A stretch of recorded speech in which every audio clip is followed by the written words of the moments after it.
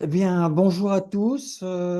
Désolé de revenir au temps du Covid et de ne pas être face à vous, ou tout au moins en présence, parce que, bon, là, vraiment, mon déplacement est très, très laborieux. Voilà. Mais merci à François d'assurer une technique de plus en plus difficile, finalement. Voilà. Alors, aujourd'hui, j'avais proposé dans un premier temps de reporter et François m'a expliqué que, il y avait un engagement de l'UTL dans une opération conjointe avec l'université et donc qu'il fallait maintenir un petit peu qu'il fallait maintenir l'engagement.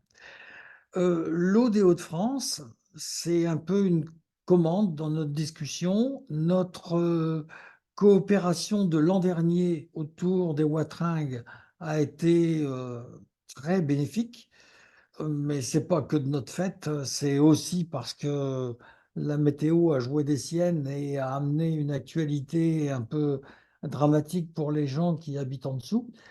Et du coup, il est apparu vraiment nécessaire de continuer dans la même veine à essayer de développer un petit peu une pédagogie autour de l'eau, parce que, à l'évidence, il y a des choses simples, tellement simples qu'on y est complètement habitué, mais qu'on ne comprend pas nécessairement, ou tout au moins, on n'en tire pas les conséquences nécessaires dans l'aménagement du territoire.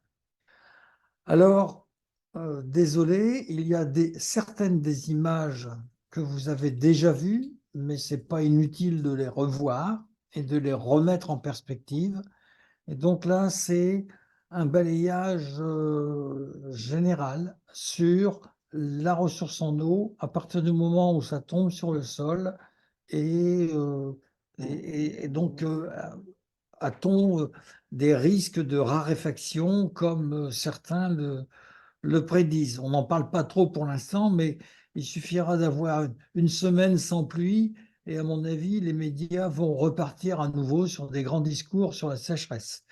Bref, ressources, c'est clair, renouvelable, c'est évident, épuisable, ça paraît surprenant.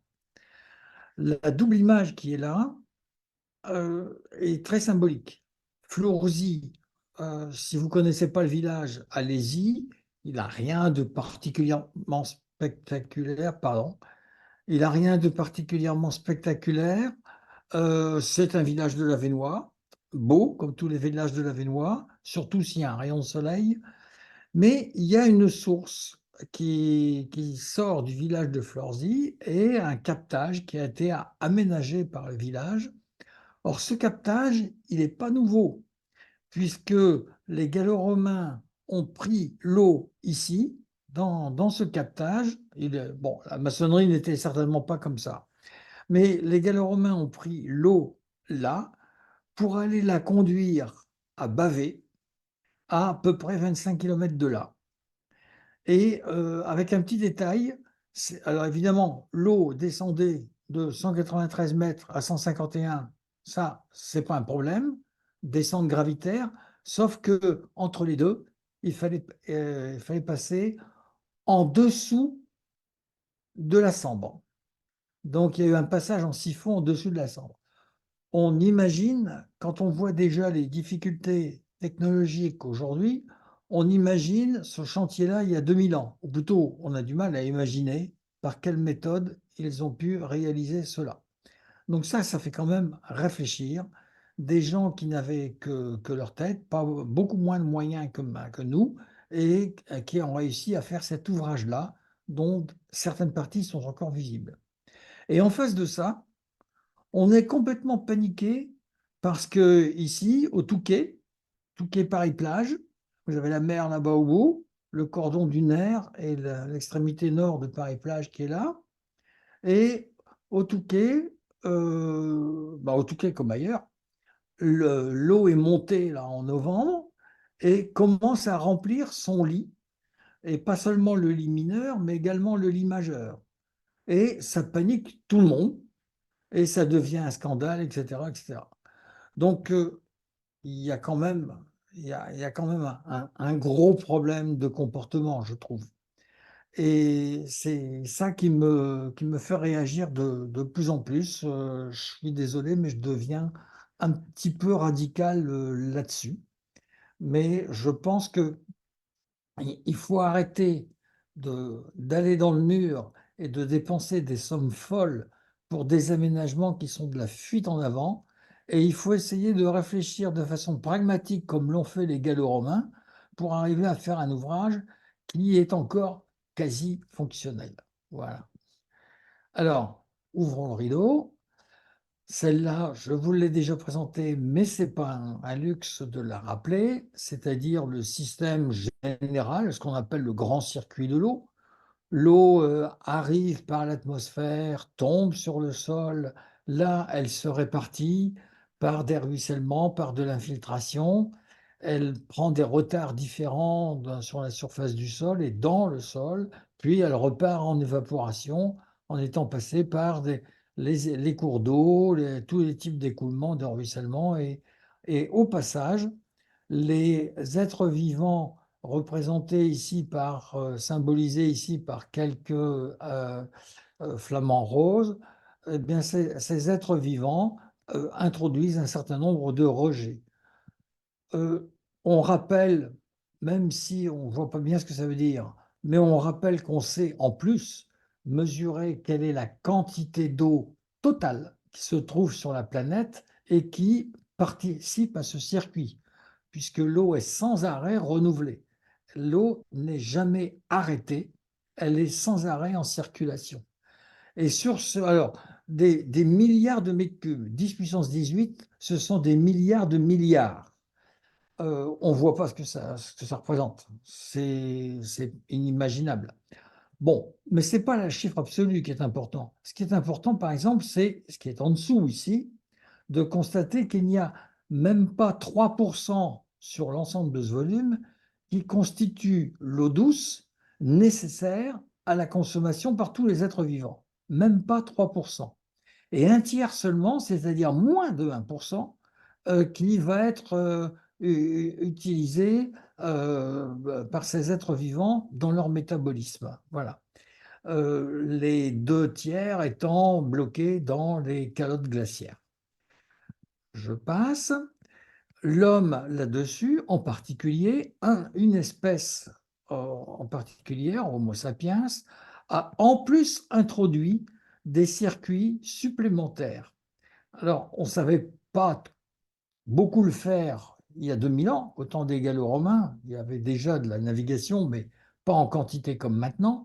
Mais là maintenant, avec tous les moyens de transport dont on dispose, euh, on a, on a ajouté ce que Guylain de Marcilly appelle le compartiment des eaux importées.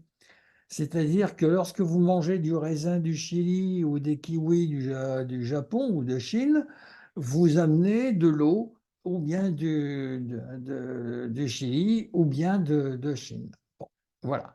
Donc, les eaux, cette répartition des eaux est extrêmement importante et les échanges sont extrêmement importants. Premier point. Deuxième point maintenant, l'eau tombe sur le sol. Elle tombe sur le sol. Je ne sais plus si je vous ai déjà montré cette image, mais en tout cas, par rapport aux premières fois, je l'ai améliorée, je l'ai affinée. Euh, comment se distribue-t-elle quand elle tombe sur le sol? Donc, la pluie, voilà. La pluie ici est sur le sol, sur une verticale. Elle va se distribuer en partie du ruissellement sur le sol. C'est gravitaire, c'est strictement gravitaire.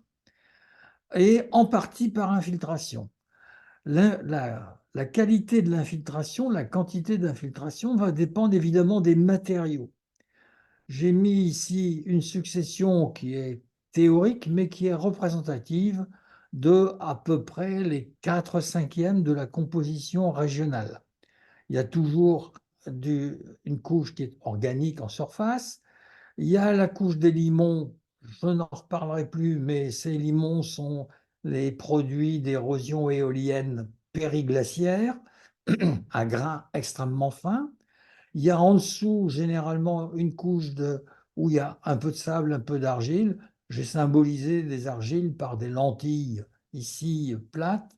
L'importance des argiles, c'est qu'étant imperméables, elles constituent le plancher d'un stockage d'eau, d'une petite nappe qui peut toujours se localiser au-dessus.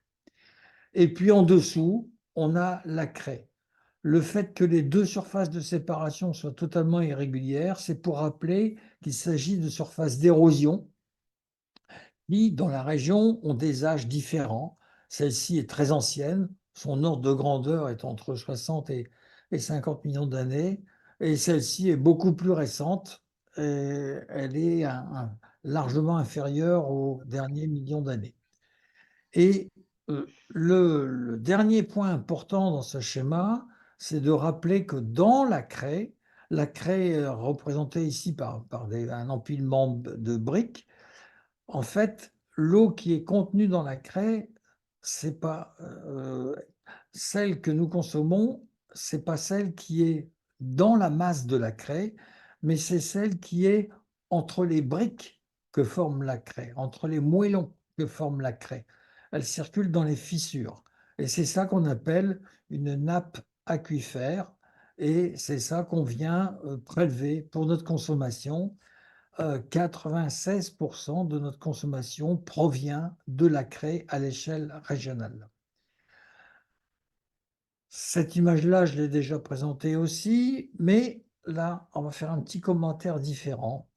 Le territoire régional, il est réputé extrêmement plat et le niveau de la mer étant le zéro relatif, on voit effectivement très bien que plus c'est sombre, plus le relief est élevé. Or ici, le relief, il est au maximum, il atteint au maximum les 700 mètres du côté de la frontière belgo-allemande.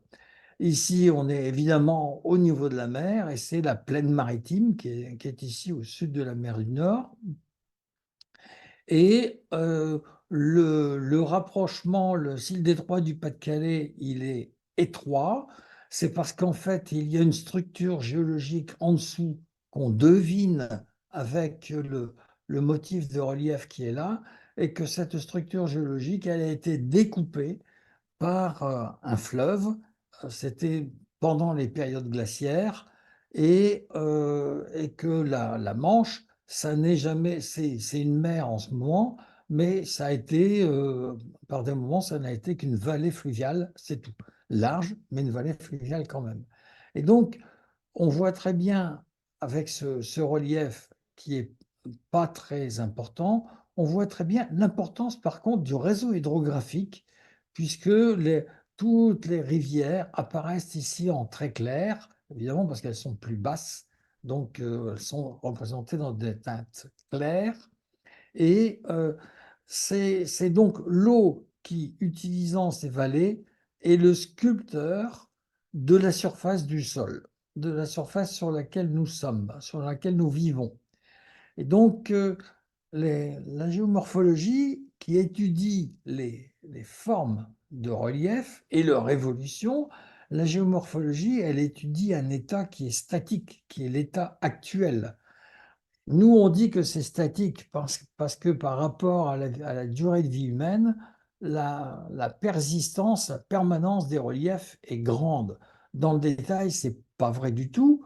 Et le sculpteur qui est l'eau, eh bien, régulièrement, à chaque fois qu'il pleut, surtout quand il pleut fortement, il est tombé une belle drache tout à l'heure ici, eh bien, il y a quelque part des endroits où l'eau va éroder, elle va enlever un petit peu quelque chose. Et elle enlève dans les parties les plus hautes pour aller les conduire vers les parties les plus basses. On a vu tout à l'heure que au Touquet, eh bien, ici, on est à l'estuaire et les terrains qui sont arrachés dans les parties hautes sont amenés tout doucement et viennent ici se envaser l'estuaire, le Marcanterre étant, comme la plaine maritime, une zone complètement envasée dans laquelle on retrouve tous les sédiments qui ont été arrachés à la partie intérieure. Ça, il faut le rappeler parce que visiblement, il y a encore des gens qui n'ont pas compris ça, et encore beaucoup de gens qui n'ont pas encore compris ça. Voilà. Toujours sur cette carte, quand l'eau est tombée, si on regarde cette fois le réseau hydrographique proprement dit, on a deux types d'informations qui nous sont données. Et il n'y a pas besoin d'être géologue diplômé pour ça. La première information, c'est si on ne reporte que le réseau hydrographique, c'est-à-dire tous les petits traits bleus, on voit bien que la densité du réseau hydrographique va nous mettre en évidence les zones qui sont peu perméables, c'est le cas de la plaine maritime ici, et par opposition les zones très perméables, et c'est le cas de la Picardie qui est ici, qui est formée de craies. Voilà. Ça, c'est la première information. La deuxième information, c'est que si on regarde cette fois, si on s'intéresse à la direction des cours d'eau, on va s'apercevoir qu'il y a des directions dominantes. C'est évident le long de la Manche ici, avec les petits fleuves côtiers qui sont tous bien réglés et vont s'écouler de façon quasi linéaire vers l'ouest-nord-ouest. C'est un peu plus le fouillis, mais dans l'ensemble, on voit bien que les cours d'eau majeurs au nord, ici, s'écoulent vers le nord-est, vers les Pays-Bas, et au sud, ici, on voit bien que les cours d'eau sont organisés ici de telle façon que l'Oise, qui est là, collecte toutes les eaux de l'est du bassin de Paris qui viennent, comme dans une gouttière, via l'Oise, se jeter dans la Seine et être collectées par la Seine qui les envoie à la Manche. Donc il y a visiblement des logiques. Ces logiques, elles dépendent évidemment de la nature des roches, mais évidemment de leur composition, bien sûr, de leur structure. Et pour un géologue, ce qui est important, c'est justement de voir la relation parce que ça nous donne des informations. Quelles sont ces lignes de partage des eaux? Eh bien, c'est ce qu'on appelle les lignes de partage des eaux qui délimitent les bassins versants. Et cette notion de bassin versant est extrêmement importante. Les grandes lignes ici, ce sont les trois grands bassins versants majeurs. C'est-à-dire que, a priori, en regardant uniquement la distribution centrifuge de l'eau, ce point ici devrait être a priori un point élevé, d'où l'eau s'écarte. Bon, en fait, ce n'est pas le point le plus élevé, puisque les points élevés, les points culminants, ils sont là. Ce sont les quatre zones rouges qui sont ici, les quatre premiers. Et donc, il y a un problème, il y a un hiatus. Ça, je le répète à chaque fois, mais je ne suis pas sûr que tout le monde le comprenne bien parce que c'est vraiment important. Il faut dire que cette notion-là, elle a été mise en évidence par Jean Sommet il y a quelques dizaines d'années, et qui était géomorphologue et qui en a tiré la conclusion que finalement la disposition du réseau hydrographique n'est pas euh, elle est strictement calquée sur le relief, mais la topographie étant le résultat de la sculpture, la topographie, elle met du temps pour s'adapter. Et donc, la topographie est en retard par rapport à l'évolution de l'hydrographie. Comme l'eau est fluide, comme l'eau circule, elle s'adapte très très facilement. Dès qu'il y a un mouvement de sol quelque part, l'eau va tout de suite s'adapter à la direction de l'écoulement. Et, et la topographie, ça résultera, mais ça, on n'en verra le résultat que beaucoup plus tard. Donc, ce point est important. J'ai évoqué avec cette image la notion de bassin versant. On va regarder, où est-ce qu'il est? Voilà. On va regarder un modèle réduit de bassin versant qui est ici, tout à fait au pied du Blanc-Nez, parce qu'on a là un modèle réduit. On a le Grand Blanc-Nez qui est ici, et le petit village de Écale qui est là.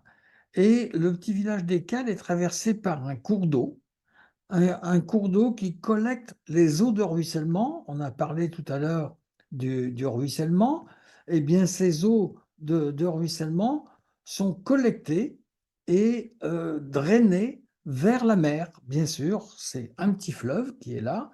Et comme on est sur la craie est tellement perméable, tellement facile à traverser, que finalement, ce petit fleuve, il n'arrive même pas jusqu'à la côte. Il est infiltré dans le sous-sol avant même d'arriver à la côte. Donc, je pense que vous connaissez tous ce bunker qui est à la sortie du petit cours d'eau, et que le cours d'eau, on ne le voit pas, il est en dessous, il coule en dessous, mais l'eau est drainée ici. Donc voilà, ça c'est un bassin versant, petit, mais du coup c'est un très bon modèle réduit. En plus, ce bassin versant, il nous permet de montrer que finalement, on va chercher l'eau souterraine, l'eau qui est infiltrée, par des captages, un ici, ou alors ici carrément une station de pompage, et puis c'est ça qui permet d'alimenter le village. Et cette eau qui est infiltrée et qui s'écoule dans le sous-sol, en plus, comme on dispose de la falaise, on a la chance de la voir sortir devant la falaise, ici. Et là, vous avez, alors là, je n'ai pas le recul sur la photo, mais quand vous reculez sur la plage, vous avez une ligne de source. Là, j'ai tiré la photo d'une des sources qui donne particulièrement fort, mais vous avez une ligne de source comme ça qui manifeste l'écoulement de la nappe, la vidange de la nappe sur la côte. Donc ça, si vous ne l'avez pas fait, emmenez-y vos petits-enfants. C'est vraiment un endroit extrêmement pédagogique pour comprendre ce que c'est qu'un bassin versant, une nappe d'eau, une source. Je passe là-dessus, ça c'est du détail, c'est pas utile pour aujourd'hui. Maintenant, regardons à l'échelle de la région comment on regarde l'eau souterraine, comment est étudiée l'eau souterraine. C'est le rôle, entre autres, du BRGM, le Bureau de recherche géologique et minière, de suivre ça. Et voici la carte géologique de la région. Donc en vert, la craie, la Picardie, infiltrable, hein, très perméable, ok. Vous voyez que le Marcanterre et la plaine maritime, peu perméables et très bas, sont des zones qui sont imperméables, qui sont marquées ici en vert très clair. Bon. Et vous avez les sables et argiles des terrains tertiaires, plus des calcaires ici, mais c'est très loin, c'est très loin j'en parle pas aujourd'hui. Donc les sables et argiles qui sont à la base du tertiaire et qui entre autres, forment les monts de Flandre et qu'on retrouve ici. Bien. Euh, Tout à l'heure, au niveau du camp des Cales, on a vu qu'il y avait une zone de captage qui permettait de suivre l'évolution du bassin versant. Eh bien, voilà, vous avez ici, tous les points noirs correspondent à ce qu'on appelle des piézomètres, un réseau piézométrique qui est suivi, géré par le BRGM et c'est ça qui nous permet de voir régulièrement comment évoluent les nappes. Alors évidemment, on fait des cartes avec ça, et ces cartes, ça c'est la carte synthétique préparée par les collègues du BRGM, les hydrogéologues du BRGM, et ces cartes synthétiques représentent le niveau d'eau en profondeur. Alors ce sont des courbes de niveau, tout simplement, sauf que là, ces courbes de niveau, elles ne sont pas sur le relief, elles sont sur la surface piézométrique, c'est-à-dire la surface de la nappe d'eau.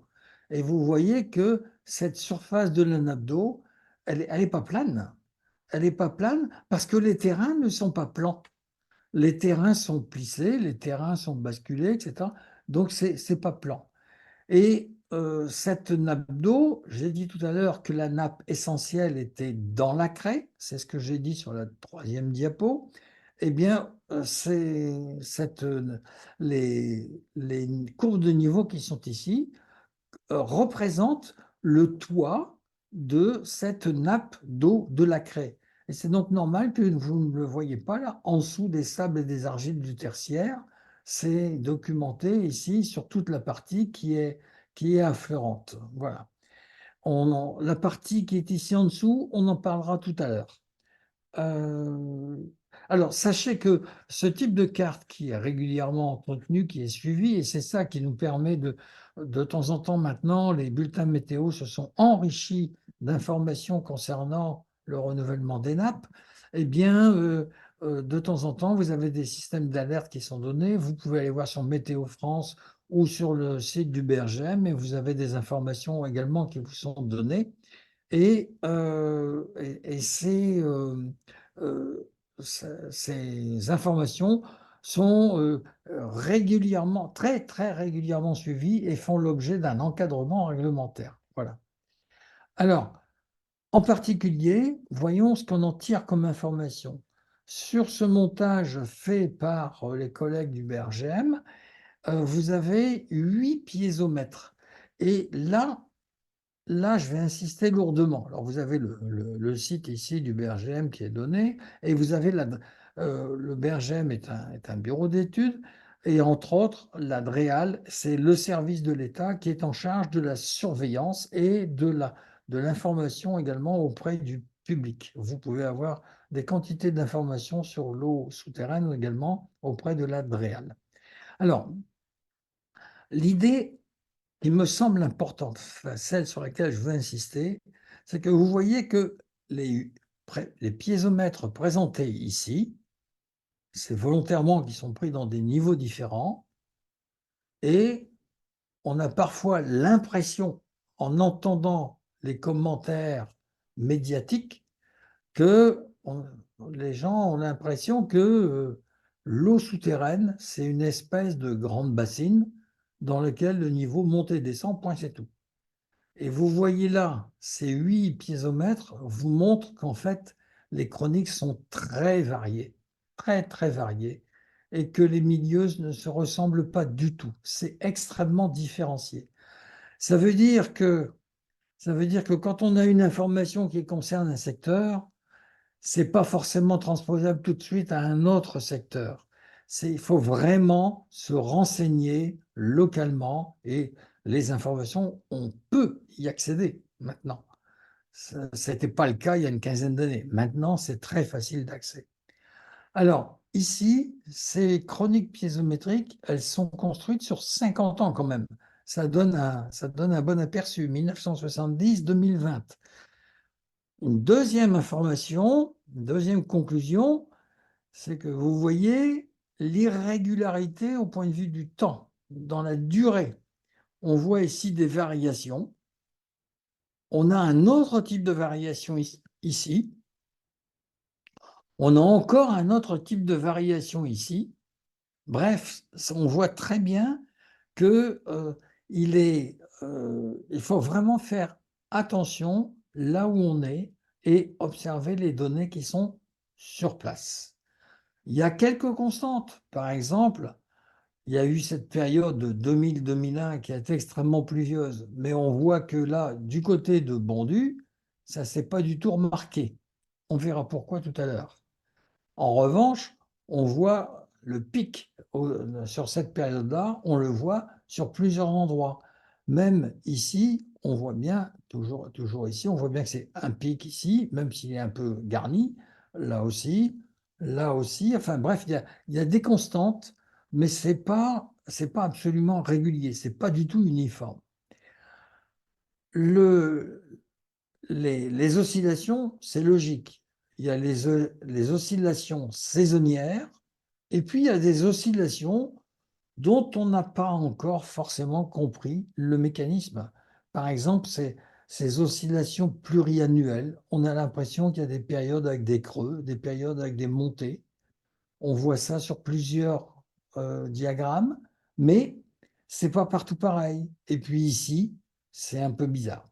Bon, donc les données piézométriques, ma conclusion sur cette diapo, ma conclusion, c'est que c'est pas partout homogène. L'information est présente partout, et il faut aller prendre l'information là où elle est, soit au BRGM, soit à la DREAL, et puis regarder comment et consulter ces diagrammes pour discuter. Et c'est pas sur une pluie qu'il faut dire il pleut beaucoup ou il pleut pas beaucoup. La notion de temps est extrêmement importante, aussi bien sur le court terme à l'échelle de l'événement pluviométrique que sur le long terme à l'échelle de plusieurs années. Voilà. Je passe, on y reviendra parce qu'on pourra rester longtemps. Du coup, je fais juste une parenthèse. Celle-là, je l'ai prise en tout dernier, tout à l'heure. Je vous ai parlé, je ne sais plus, une dernière fois, d'une d'une application qui s'appelle Infonap, mise au point par le BRGM, et que vous pouvez charger, si ce n'est pas déjà fait, sur une tablette ou sur le téléphone, pas sur l'ordinateur, hein, sur une tablette ou sur le téléphone. Et cette application géniale, elle vous montre, alors là j'ai mis qu'un seul diagramme, mais elle vous montre dans un rayon de 20 km autour de votre téléphone quels sont les piézomètres qui sont accessibles et qui sont dans la base de données du BRGM. Et elle vous montre comment se trouve le niveau des nappes. Ici, moi, je suis à Ronchin et le piézomètre le plus proche, il est à un bon kilomètre d'ici, c'est celui des ateliers SNCF qui sont à LM. Sur ce diagramme, il est construit pour l'année civile. Il est construit pour l'année civile et il y a trois lignes qui sont récurrentes. La ligne bleue qui est un maximum historique, la ligne rouge qui est le minimum historique et la ligne jaune qui est la ligne médiane historique. Historique, ça veut dire que euh, c'est pris en référence sur une période de 30 ans. C'est la moyenne glissante sur une période de 30 ans. De mémoire ici, c'est pas écrit au niveau de la fiche, mais c'est écrit sur l'application. Ça doit être entre 1980 et 2010. Donc, c'est maximum historique, minimum historique, moyenne historique. La ligne grise, c'est l'enregistrement de l'an dernier. L'enregistrement de l'an dernier, on sait qu'on a eu une période au printemps où il a plu un petit peu, et puis aux alentours du mois de juin, et puis ça a descendu, et d'un seul coup, là, une forte augmentation, novembre-décembre. Bon, euh, et la ligne noire, c'est l'enregistrement de l'année en cours. Et on voit bien qu'effectivement, ce que la télévision a encore montré, les bulletins météo de la télé ont encore montré hier soir, aujourd'hui, effectivement, dans notre région, les nappes sont pleines. Enfin, quand je dis les nappes, c'est la nappe de la Craie. C'est toujours la nappe de la Craie. C'est celle-là qui sert de référence. Et on voit bien qu'on est là au maximum historique. Bon, important à savoir. Je passe. Toujours pour rester sur l'eau souterraine, on a parlé tout à l'heure des bassins versants en surface. Ça, c'est facile parce qu'on a vu que ces bassins versants, ils étaient délimités par des lignes de partage des eaux qui sont des lignes de crête, qui sont des lignes topographiques. Euh, pour le souterrain, c'est un petit peu plus compliqué et du coup, l'agence de l'eau, l'agence Artois-Picardie, référence ici, vous avez aussi pas mal de données qui sont accessibles sur le site de l'agence de l'eau, qui sont très précises également et très bien expliquées également. Eh bien, pour des raisons de facilité de gestion, il a fallu construire ce qu'on appelle des masses d'eau. Alors, ce qui est important, c'est que ces territoires sont cohérents par rapport à la circulation de l'eau. Un des grands, je ne veux pas dire défauts, parce que ça a été un avantage, c'était fait pour ça quand même, une des grandes caractéristiques françaises, c'est un découpage administratif extrêmement précis et on ramène tout au découpage administratif. Moi, il n'y a rien de plus qui m'énervait d'entendre toujours les médias dire les inondations dans le Pas-de-Calais. Alors que les inondations dans le Pas-de-Calais, on ne parlait que des inondations autour du Haut-Boulonnais, c'est tout. C'est-à-dire que la région d'Arras n'était pas tellement concernée par ça. Et puis, la région de Ouate est à proximité, là, au le sud de la région dunkerquoise, et ils n'étaient pas dans le Pas-de-Calais, mais ils étaient concernés quand même. Donc, Euh, Ici, on a un découpage intelligent en masse d'eau et vous voyez bien que c'est à peu près un ensemble de bassins versants. Je cherche ma flèche, là voilà. C'est à peu près un ensemble de bassins versants, des regroupements de bassins versants.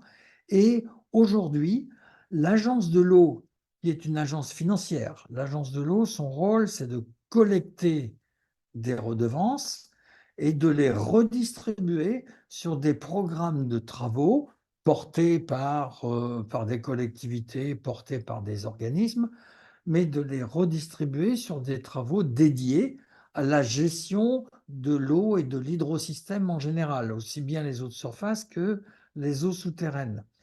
Il y a un schéma directeur d'aménagement et de gestion de l'eau, SDAGE, schéma directeur d'aménagement et de gestion de l'eau. Vous le trouverez, c'est un document qui vient d'être renouvelé, qui vaut pour la période 2022-2027, et vous le trouverez en allant sur le site de l'Agence de l'eau et qui donne les grandes directives pour gérer tout ça. Et le SDAGE est lui-même composé d'un certain nombre de SAGE, c'est-à-dire de schémas d'aménagement et de gestion de l'eau, un par bassin versant.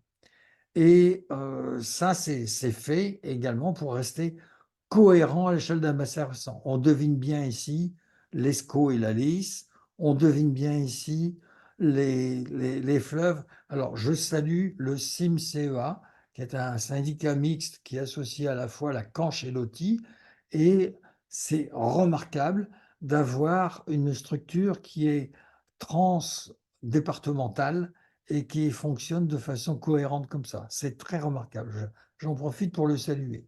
Ici, évidemment, la Somme. Et puis, on a un tout petit bout du bassin versant de la Meuse, avec la partie de la Sambre qui est ici. Et on voit très bien que cette limite, ce n'est pas la limite de la région des Hauts-de-France, c'est la limite du bassin versant Artois-Picardie.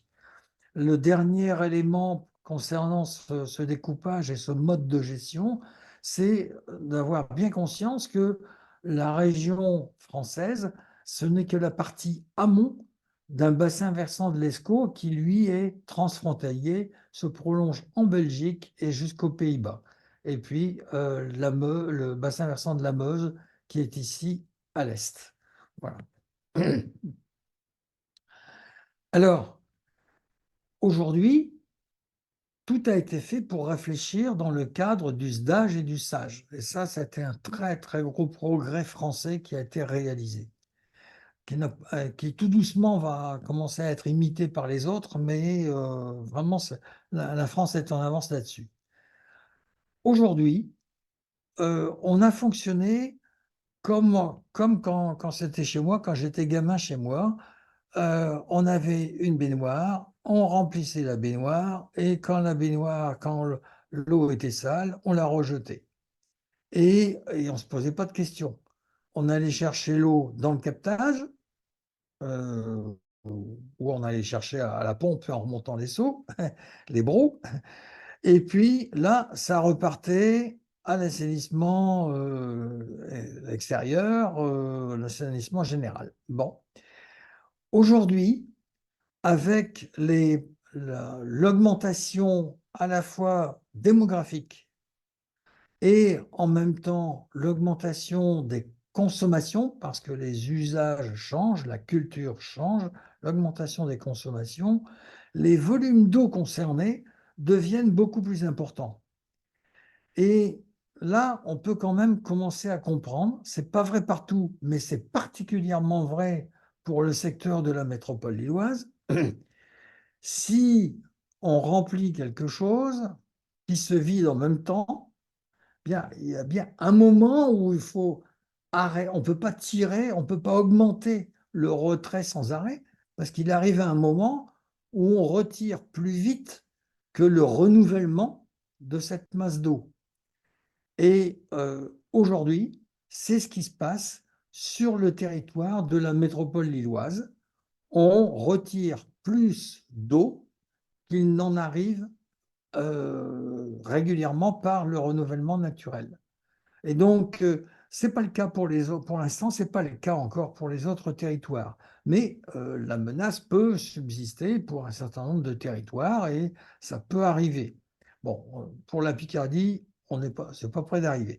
Mais un jour ou l'autre, ça peut arriver si on continue. En particulier, le secteur côtier, parce que le secteur côtier a un autre problème, c'est que sa ressource en eau souterraine, elle est pas bonne, elle n'existe pas, puisqu'il y a en plus ce qu'on appelle le coin d'eau salée qui arrive de la mer et en souterrain, ce qui fait que à Dunkerque, on n'a pas d'eau potable sur place, on est obligé d'aller la chercher ailleurs.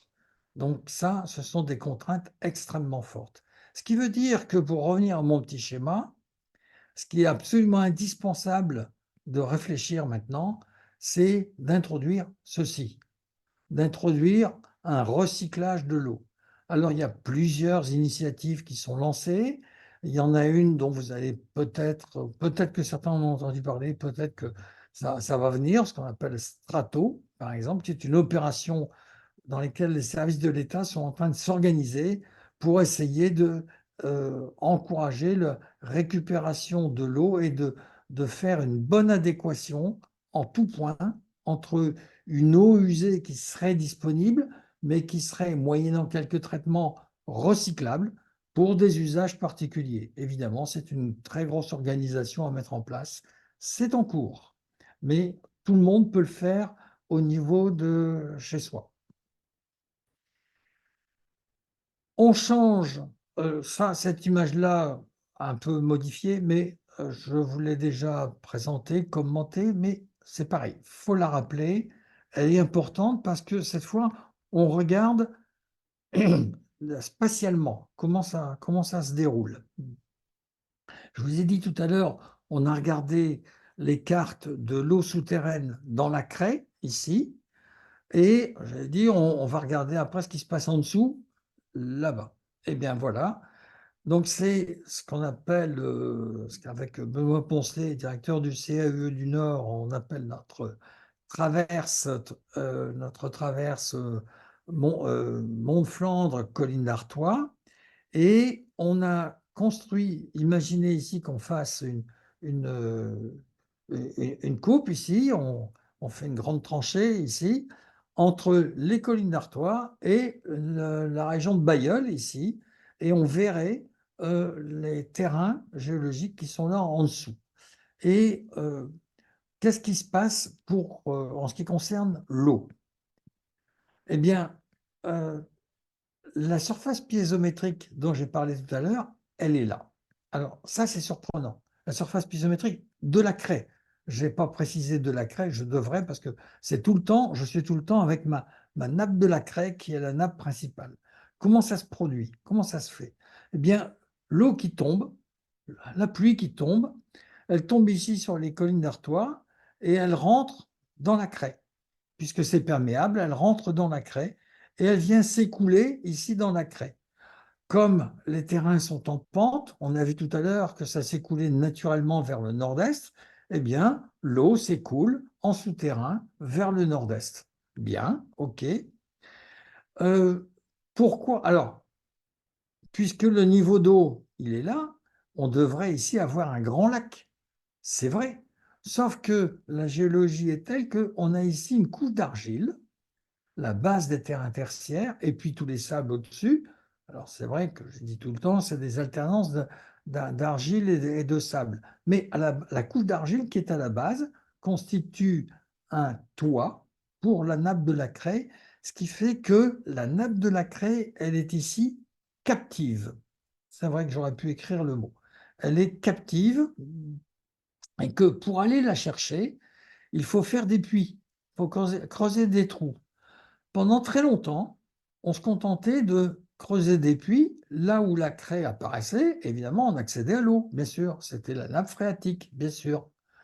Et puis, il a fallu attendre la fin du 19e siècle pour que Gosselet explique pourquoi, certains avaient déjà fait des trous, mais on n'avait pas l'explication, pourquoi en faisant un trou ici, par exemple, du côté de Merville, on avait l'eau qui jaillissait. Évidemment, là, sur la plaine de la Lys, il y a eu des endroits où il y a beaucoup de cressonnières. Ben oui, tout simplement parce que l'eau pouvait jaillir, il suffisait de faire un petit trou, et puis l'eau pouvait jaillir directement. Principe des vases communicants, tout simplement. Le réservoir, le, la craie qui est ici sur les collines d'Artois tient un lieu de réservoir qui se trouve plus haut que les couches qui sont là. Et donc, du coup, ça met en pression l'eau qui est en dessous. Et dès qu'on fait un puits, eh bien, l'eau peut jaillir.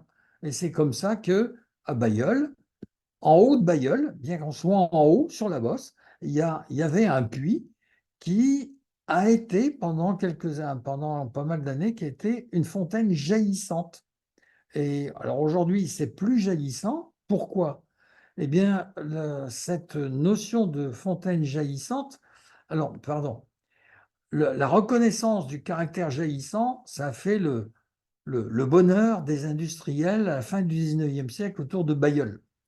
Et c'est là où Gosselet s'est fait une réputation, c'est qu'il a conseillé un certain nombre d'industriels à aller chercher de l'eau comme ça et avoir des fontaines jaillissantes. Et puis, la guerre 14 arrive et Bailleul a été complètement détruite. Et à la reconstruction, eh bien, on remet en état les puits, la fontaine est jaillissante et au début des années 20, entre 1920 et 1922, progressivement, tous les puits qui étaient en haut se sont taris. C'est-à-dire que l'eau n'arrivait plus jusqu'en haut. L'eau redescend, le niveau d'eau, la surface piézométrique est descendue. Elle n'était plus au-dessus du sol, elle est descendue. Donc du coup, ça ne pouvait plus jaillir ici. Et ça a été utilisé comme puits, comme tous les autres puits, c'est-à-dire qu'il fallait une chaîne pour aller chercher de l'eau en dessous. Et pourquoi est-ce que c'est descendu? Mon explication, enfin, c'est celle que j'ai proposée, mais jusqu'à présent, personne n'a dit le contraire. Euh, Mon explication, c'est de reconnaître que pourquoi c'est arrivé au début des années 20? Eh bien, après la guerre 14, le, euh, le bassin minier, il est ici. Le bassin minier a changé de technique d'exploitation. Il est passé d'une période où on travaillait à la main, au pic, à une période où on a travaillé au marteau-piqueur, avec beaucoup de poussière. Et de ce fait-là, la technique a évolué de façon à aller chercher, prendre de l'eau, c'est bien expliqué à Leward, au centre historique minier, aller chercher l'eau dans la craie et l'injecter dans les terrains houillés qui sont en dessous pour les mouiller avant d'abattre le charbon et de façon à pouvoir récupérer le charbon avec un minimum de poussière. On sait bien que ça n'a pas suffi, mais ça a quand même été pratiqué. Bon. Cette consommation d'eau a d'un seul coup accru considérablement la demande en eau. Mais le développement du bassin minier, le développement industriel du bassin minier a entraîné le développement d'autres industries autour, a fait venir d'autres industries également consommatrices d'eau. Et l'ensemble a contribué à augmenter aussi la démographie et donc à augmenter la demande en eau. Et c'est donc logique qu'en quelques années, la surface pluviométrique soit descendue. Elle est descendue d'une vingtaine de mètres, si bien que aujourd'hui, elle est juste quelques mètres au-dessus de la surface de la plaine de la Lys. Il y a encore des croissonnières, il y a encore un artésianisme, mais il est très limité. Et bon, je passe là-dessus. On ne va jamais pouvoir récupérer la quantité consommée est telle que on va jamais pouvoir récupérer le niveau naturel.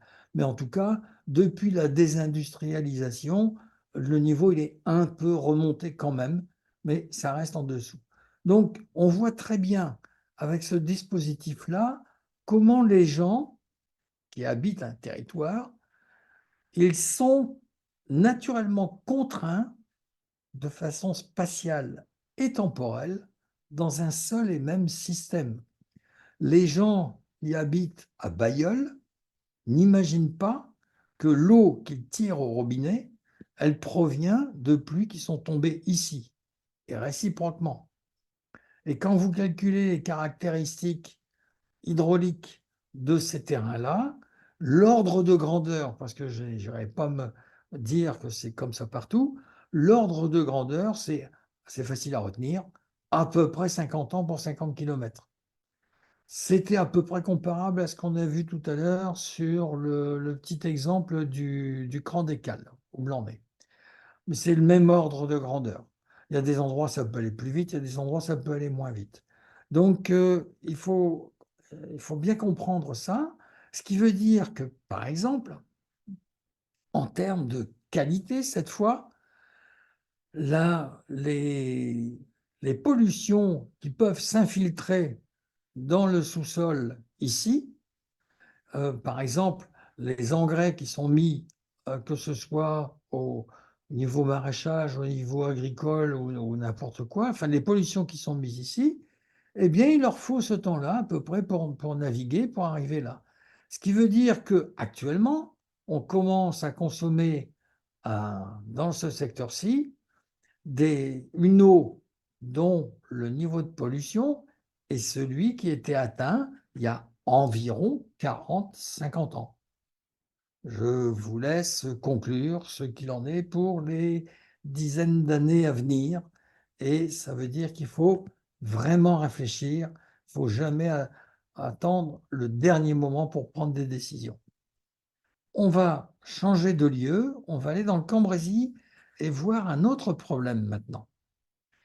On est dans le Cambrésis, on est tout à fait sur le bassin versant de l'Escaut, mais on est tout à fait à l'amont de l'Escaut, dans la partie amont de l'Escaut. Voilà le cours de l'Escaut qui est ici. Voilà ici le canal de Saint-Quentin avec sa partie souterraine, et puis le raccord qui a été fait là. Euh, et ici, on va mettre là, tout de suite la suivante. La source officielle de l'Escaut à Mont-Saint-Martin, elle est là. Bon, c'est fléché, vous pouvez aller voir. Son niveau d'eau, il est plus ou moins variable. Bon, déjà, une chose intéressante, c'est de constater que les écrits historiques nous montrent que euh, à la fin du XVIIe siècle, la source permanente, c'est-à-dire dans cet état-là, elle était 4 km à l'amont. Et quand vous regardez, quand vous êtes sur place et que vous regardez le paysage, on voit bien la vallée ici du côté de Gouy, Gouy-le-Catelet, mais on voit très bien qu'ici en amont, il y a une vallée sèche qui ressemble bougrement à une vallée fluviale avec un fond plat, etc. Et on peut remonter ça, et on peut le remonter très loin, et on peut le remonter sur 22 km, avec une zone de source réelle de départ qui est ici dans la forêt d'Andigny, tout à fait en bordure en bordure, presque en bordure de l'Ardenne. On a les patelins de Bohain, Envermandois, Busigny qui sont ici en haut, sur des bosses avec des petites coiffes de tertiaires, des petites reliques de terrains tertiaires, des sables et des argiles des tertiaires dont j'ai parlé tout à l'heure. Et ici, l'eau n'est pas visible. La plupart du temps, elle n'est pas visible. Mais de temps en temps, historiquement, il y a eu des inondations. Tout ce que je vous explique là, vous pouvez le trouver dans des publications de Maurice Le Riche, qui a été un géologue formé à Lille et puis qui n'a pas pu faire sa carrière à Lille. Il a finalement, les circonstances ont fait qu'il a fait sa carrière à Bruxelles. Il a été enseignant-chercheur à l'Université libre de Bruxelles. Ça ne l'a pas empêché de continuer à faire une cartographie extrêmement détaillée du Cambrésis et du Vermandois. Et il a presque tout est publié dans les annales de la Société géologique du Nord et dans ce que vous trouvez à la Société géologique de France, c'est-à-dire les bulletins des collaborateurs du service de la carte, pour service à la carte.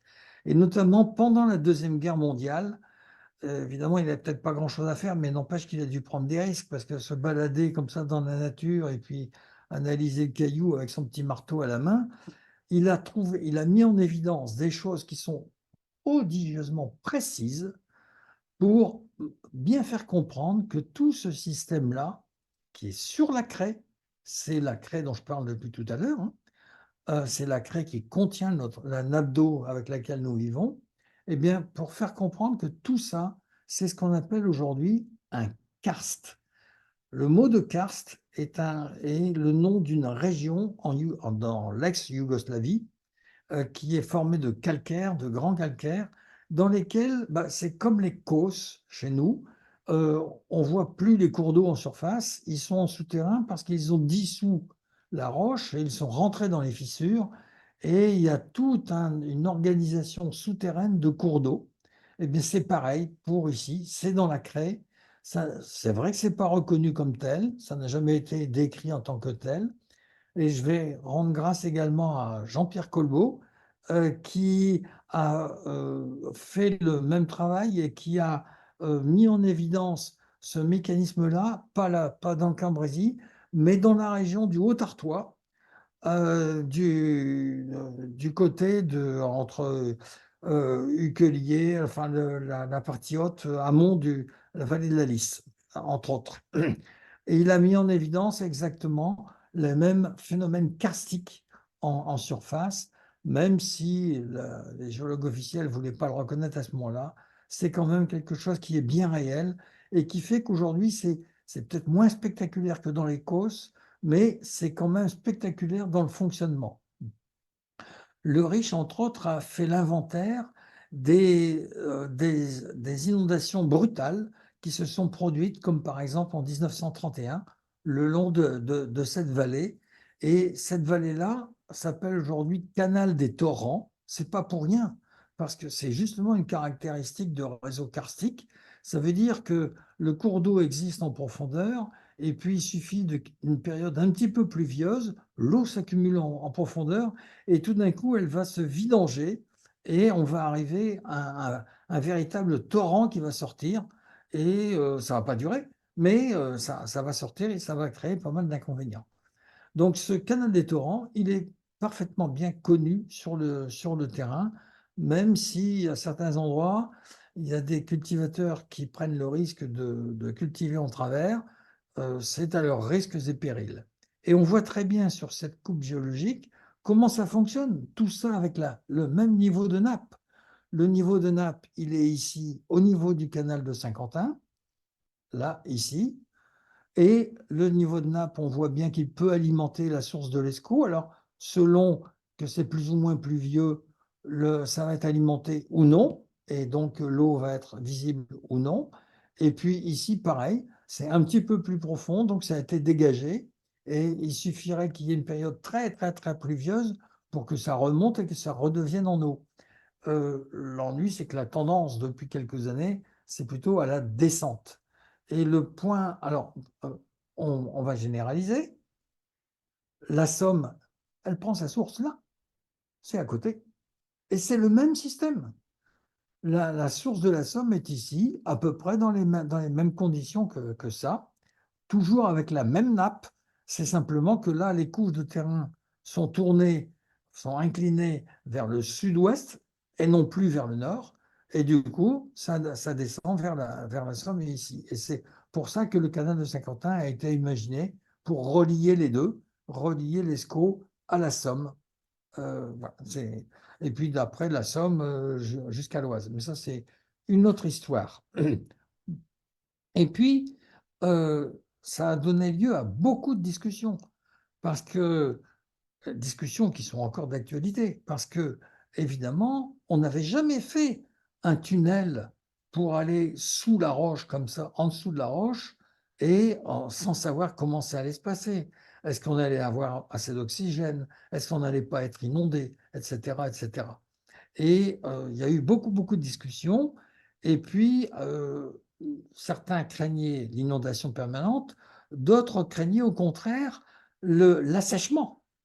Et aujourd'hui, les mêmes questions se reposent par rapport au canal Seine-Nord qui est ici à côté, qui va passer ici à côté, et qui est parallèle à ça, et qui va effectivement avoir le même type de relation avec la nappe de la Crée, c'est toujours la même nappe, mais bon, c'est jamais un creux qui est fait dans la nappe. C'est-à-dire, on ne va pas chercher de l'eau pour la pomper, on fait simplement le creux, on fait le fossé pour qu'il descende dans la nappe. Et quand même, je reviens au canal de Saint-Quentin, il y a eu suffisamment d'interrogations au début du 19e siècle pour se dire que ça serait peut-être quand même bien de soutenir le débit de ça. Effectivement, dès que le canal de Saint-Quentin a été ouvert, il a été inauguré en 1810, il a été effectivement alimenté, il a été, pardon, fréquenté, pas mal fréquenté par beaucoup de bateaux. Et, du coup, dès qu'il y a eu la moindre sécheresse, on s'est dit quand même qu'il y avait des risques. Alors, eh ben, on est allé rechercher de l'eau ailleurs.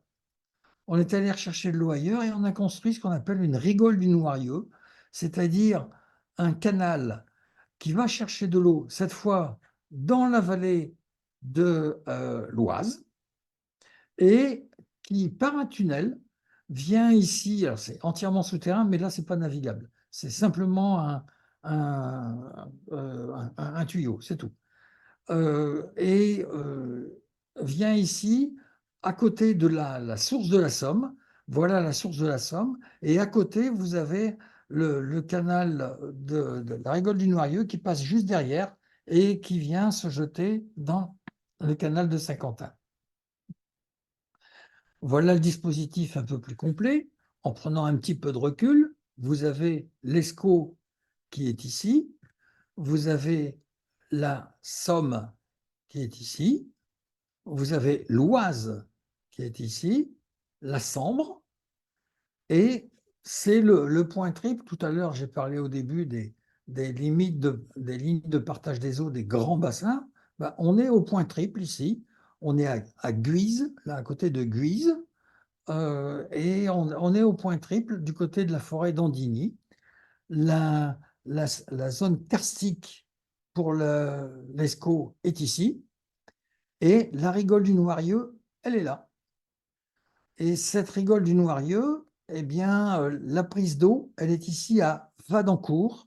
Alors voilà la prise d'eau vue à un moment donné, la sortie du canal. Il faut dire que les gens qui ont construit ça, ils étaient quand même gonflés parce que là, il n'y a vraiment aucune sortie possible. On ne sait pas exactement comment ils ont fait, mais c'est au début du 19e siècle. En 1829, ce n'était pas encore ouvert. Mais dans ce livre que vous pouvez trouver sur Gallica, qui est passionnant, vous pouvez trouver l'histoire de la construction entre autres, de ce canal, entre autres. Et puis, un an plus tard, on est repassé avec deux collègues et on a revu le même endroit, mais il y avait eu un petit problème. Le mur de briques, la voûte en briques s'était effondrée et donc il y a eu des travaux de confortation. Du coup, ça nous a permis de voir comment ça a été rénové, comment ça a été construit et surtout que cet ouvrage-là, il n'a pas 2000 ans, celui-là. Il a 200 ans, mais presque. Mais il fonctionne encore très bien, puisque l'ingénieur de VNF qui était là et qui nous a commenté les travaux, nous a expliqué qu'ils ont fait ça en anticipation parce qu'il fallait absolument soutenir le débit d'eau dans le canal de Saint-Quentin, quelque part ici au sud. Et donc, il fallait s'assurer que ce passage ici à Vadencourt fonctionnait bien. Et donc que la rigole du Noirieux fonctionne toujours bien. Donc voilà. Et en plus, c'est ceinture et bretelles. On a refait une prise d'eau supplémentaire dans l'Oise directement, parce que là, c'est le Noirieux, c'est un affluent de l'Oise, mais il y a eu une prise d'eau supplémentaire qui a été prise dans l'Oise, ici, qui a été rajoutée en 1857 pour vraiment bien assurer la quantité d'eau possible là-dedans. Donc on voit bien que, avec cet exemple-là, je résume là sur le secteur du Cambrésis, on voit bien d'abord que la craie, c'est un régime qui est karstique, c'est-à-dire qu'il y a de l'eau en profondeur et on ne voit pas forcément comment elle circule, mais n'empêche qu'elle est là.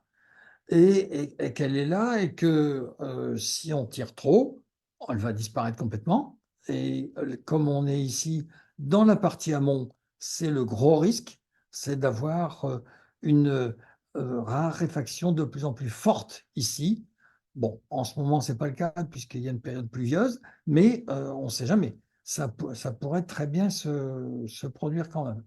Et on voit bien aussi que finalement, dans un secteur comme ça, eh ben, ça fait quand même quelques siècles que l'homme s'est ingénié à faire un certain nombre de travaux pour bidouiller les connexions entre les niveaux d'eau en surface et mettre en connexion des choses qui ne l'étaient pas au départ. Alors, c'est vrai que en le disant comme ça paraît complètement innocent, mais nos collègues biologistes nous apprennent, forcément a posteriori, que ces mises en connexion ont aussi des conséquences écologiques très importantes, notamment avec des migrations d'espèces, certaines qui se trouvent déstabilisées, d'autres qui s'en vont migrer ailleurs, etc. Enfin bref, il y a tous les bidouillages que l'homme peut faire en modifiant les connexions d'eau ici, ça a des conséquences écologiques qui ne sont pas forcément visibles comme ça au premier coup d'œil, mais qui sont bien réelles et qui un jour se verront peut-être d'une façon ou d'une autre, j'en sais rien. Pas nécessairement catastrophique, j'en sais rien. Voilà. Bien, voilà pour la ressource en eau. Venons-en maintenant à ce qui a fait un peu l'actualité de la fin de l'année 2023 et puis le début de cette année, hein, qui est aussi un cas d'école pour nous faire réfléchir sur ce qui se passe. Donc je reviens sur la chute d'eau et qu'est-ce qui se passe dans la relation entre l'eau et le sol et surtout, encore une fois, cette fois, les initiatives humaines sur l'occupation du sol. Donc, la période, la Météo France a publié cette carte pour les 2 premières semaines du mois de novembre. Et on voit très bien que, bon, ça c'est quand même la première condition, pour qu'il y ait des inondations, il faut qu'il pleuve. S'il y a pas, quand je vois des gens qui s'inquiètent tout de suite, est-ce qu'on a fait assez contre les inondations? Ben, attendez, euh, s'il ne pleut pas, vous n'aurez pas de problème par rapport aux inondations, mais il ne faut pas faire n'importe quoi. Pour qu'il y ait une inondation, il faut qu'il pleuve. Bon, ok, donc il faut regarder la météo. Regardons la météo et on voit que dans cet exemple-là, mais il n'est pas le seul, parce que c'est un événement quand même d'abord depuis début novembre, il s'est déjà reproduit plusieurs fois, et encore en ce moment. On voit bien que le maximum de chute d'eau se trouve dans la zone des sources, ici. La Slack, le Vimereux, la Liane, la Course, qui est un affluent de la Canche, la Lys, l'A et la M. Donc, bien sûr, il pleut ici, du coup, ça arrose partout, parce que comme ça tombe sur toutes les sources, ça arrose tout autour, bien sûr. Mais ce qui nuclée cette chute d'eau à cet endroit-là, bien sûr, c'est la météo, mais c'est aussi le relief. C'est parce qu'il y a le relief du Haut-Boulonnais. C'est pas tombé à côté. C'est parce que le relief du Haut-Boulonnais, c'est exactement le même problème qu'avec les Cévennes ou toute autre montagne. Le relief modifie les pressions dans la colonne d'eau et quand on avait un air qui est sursaturé en eau qui arrive sur un relief, il y a une compression et du coup, précipitation d'eau. Ça, c'est purement thermodynamique. C'est la physique-chimie. Et donc, maintenant, pourquoi y a-t-il cet accident météorologique, c'est-à-dire pourquoi l'air est-il si chargé en eau? Eh bien là, les météorologistes nous expliquent qu'en fait, par le système des rotations de la Terre, etc., on est dans la période où il y a des dépressions qui naissent du côté du secteur de Terre-Neuve, à la pointe nord-est de l'Amérique du Nord, et la dépression traverse l'Atlantique et son parcours est cinématiquement délimité par les lois de la physique, tout simplement. Et, mais comme on a eu des périodes ici très chaudes, eh bien, au passage, l'air se charge en eau d'évaporation. Et donc, ce qui est arrivé au mois de novembre, c'est qu'après presque 2 ans très très chauds, la colonne d'air était surchargée d'humidité. Et quand c'est arrivé sur le relief, c'est tombé tout de suite sans retenue. Alors, ça, c'est un certain nombre de points qui permettent, des stations météo qui permettent de voir comment évolue mois par mois la colonne d'eau. On voit bien que partout, le mois de novembre a été très important. Pour mémoire, ici, c'est l'île Léquin. Et on voit bien qu'ici, du côté du Boulonnais, là, on est à plus d'1 mètre d'eau en cumul sur l'année. Ici, du côté de l'île Léquin, on est en dessous d'1 mètre d'eau. Mais c'est normal. D'habitude, on est plutôt entre 600 et 750, 700 millimètres. Et là, on est quand même à 950. Et ici, on est à 1200, voire 1300 millimètres d'eau qui sont tombés sur ce secteur-là. Donc, c'est vraiment un événement pluvieux qui n'est quand même pas exceptionnel, mais qui est quand même plus important que la moyenne. Ça, c'est sûr. Donc, bon, voilà, on sait que cet événement-là, il a eu lieu. Donc, c'est bien tombé sur le haut du relief. Et on va regarder un petit peu les quelques patelins qui sont là. On a parlé de Ardres un petit peu, Arc et Blandec qui sont ici sur la vallée de la Lys. On voit bien que c'est le débouché de la vallée de la Lys. Arc est ici à la sortie de la vallée de la Lys. Ça, c'est le marais de Saint-Omer, c'est-à-dire l'estuaire de l'Aa, et puis le grand estuaire, la plaine maritime ici. Et on voit bien que Ardres est ici à la sortie de la M, presque. Et on a Bourte, je ne sais pas pourquoi, il y a une chaîne de télé qui a beaucoup parlé de Bourte, qui est ici tout à fait en haut, à la naissance de l'art. Alors là, il faut rappeler des choses simples qu'on nous a appris à l'école primaire. Enfin, je ne sais pas pour vous, mais moi, on m'a appris ça à l'école primaire, que quand une rivière, que le profil en long d'une rivière, c'est quelque chose qui descend pas forcément de façon régulière, mais de façon monotone. C'est-à-dire, ça remonte jamais. Ça ne fait que descendre. Et la pente peut varier. Elle est généralement plus forte à l'amont qu'à l'aval. Et puis, dans le cas le plus simple, il y a un point de rupture qui est ici, là où la pente va d'un seul coup baisser. Du coup, ça va entraîner un certain nombre de conséquences. Les terrains, s'il y a des particules solides qui sont meubles là sur le sol, qui sont disposées, l'eau qui tombe, par effet dynamique, simplement par effet d'entraînement, l'eau va entraîner ces particules et va dévaler. Et là, il y a ce qu'on appelle une boucle de rétroaction positive. C'est pas pour faire peur que je dis ça. C'est parce que c'est une notion qu'il faut absolument que tout citoyen comprenne bien. C'est-à-dire un retour, une rétroaction positive qui emballe le système. Une rétroaction négative, elle va le bloquer. Une rétroaction positive, elle va l'emballer. Emballer, ben c'est très simple. L'eau descend, elle se charge en particules. Si elle se charge en particules, sa densité augmente. Et comme elle descend, sa densité augmentant, sa vitesse va augmenter. C'est la mécanique, tout simplement.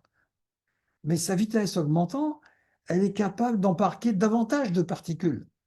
Et donc, elle prend davantage de particules, etc., etc. Donc, plus la pente est longue, plus l'eau va pouvoir embarquer, c'est-à-dire éroder les terrains. Et en embarquant les terrains, dès qu'on passe la rupture de pente, ben là, c'est l'inverse qui se produit. On passe la rupture de pente, du coup, l'énergie cinétique de l'eau chargée va se dissiper et l'eau va s'étaler. Et du coup, les particules qu'elle transporte vont se déposer et ça va envaser. Donc, c'est comme ça que petit à petit, on érode les parties amont pour venir sédimenter dans les parties aval et envaser. Donc ça, c'est, encore une fois, quand on joue avec les gamins dans la zone de battement des marées sur la plage, eh bien, on fait ça, hein. À propos d'eau,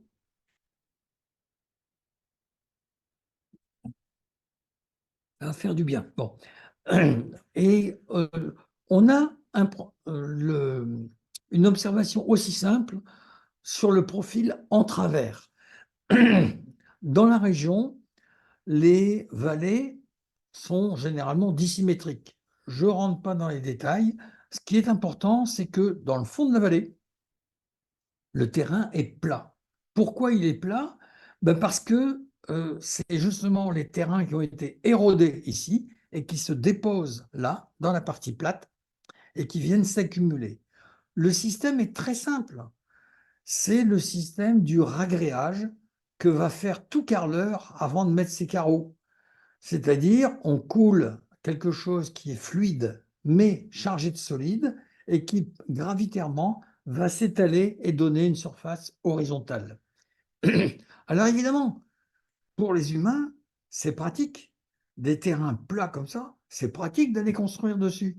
Sauf que, par définition, on voit très bien que ces terrains plats, c'est là où les sédiments vont venir s'accumuler. C'est ce qu'on appelle le lit majeur. Donc le lit mineur, c'est là où l'eau est présente en permanence. Le lit majeur, c'est là où l'eau peut, à l'occasion, venir s'étaler, déborder, s'étaler et déposer les alluvions supplémentaires qu'elle a arrachées à l'amont. Donc c'est simple, c'est vraiment très simple. Et il ne faut pas dire qu'on ne comprend pas. Et sur les cartes géologiques, c'est écrit et c'est désigné par la lettre FZ, par le symbole FZ. Donc il ne faut pas dire qu'on ne sait pas. C'est facile. Deux images pour expliquer ce qui s'est passé. Prenons le cas de Bourte. Bourte est donc sur le Haut-Boulonnais, quelque part entre Montreuil-sur-Mer et Dèvres. Et c'est la source officielle de l'Aa qui est ici. Donc l'Aa coule à partir d'ici. Alors c'est pareil, il y a des moments il y a de l'eau, il y a des moments il n'y en a pas. Il y a de l'eau en permanence à partir du patelin qui est ici en dessous. Et le village, historiquement, il a dû s'installer autour d'une source. C'est logique, ça c'est normal pour avoir de l'eau. Même chose que pour la zone karstique de la Craie, et pour la même raison d'ailleurs, du Cambrésis tout à l'heure, à l'amont de la source de l'Aa, vous voyez tout un réseau de vallées cryptiques, de vallées karstiques, parce que c'est la Craie qui est en dessous, même s'il y a une mince pellicule de limon au-dessus, c'est la Craie qui est directement en dessous. Donc c'est la même chose que dans le Cambrésis, et on a donc toutes ces vallées qui sont sèches, qui sont au-dessus. Qu'est-ce qui s'est passé au mois de novembre? Eh bien, toute cette période avait été complètement sèche avant, et ces terrains-là n'étaient pas du tout en eau. L'eau, elle était dans la craie, à l'intérieur de la craie, et il n'y en avait pas beaucoup parce qu'on est tout à fait à l'amont. Et d'un seul coup, il est tombé beaucoup d'eau. Alors, je vais reprendre encore une fois l'image, la métaphore que je reprends toujours, c'est-à-dire l'éponge qu'on laisse sur un évier et qui se racornit parce qu'elle sèche. Quand vous mettez de l'eau dessus, l'éponge est incapable d'absorber de l'eau. Il faut lui laisser le temps de reprendre un petit peu d'eau, de regagner un peu de souplesse en reprenant un peu d'eau, de capillarité, et à ce moment-là, elle peut jouer son rôle d'éponge. Donc, c'est ce qui s'est passé au début de l'événement pluviométrique. Les terrains sont incapables d'absorber de l'eau et tout ruisselle. Et comme ça ruisselle partout en même temps et qu'il tombe beaucoup d'eau, eh bien d'un seul coup, c'est l'afflux ici sur le village de Bourte, bien sûr. Et c'est l'afflux évidemment à l'aval. Là où c'est important de faire attention, c'est que sur la carte géologique, on voit bien le fond topographique de la carte, il date des années 60. On voit bien que l'urbanisme n'est pas très intense. Bon, sur l'image satellite actuelle, on voit que l'urbanisme, il s'est pas beaucoup intensifié, un tout petit peu, mais vraiment pas beaucoup.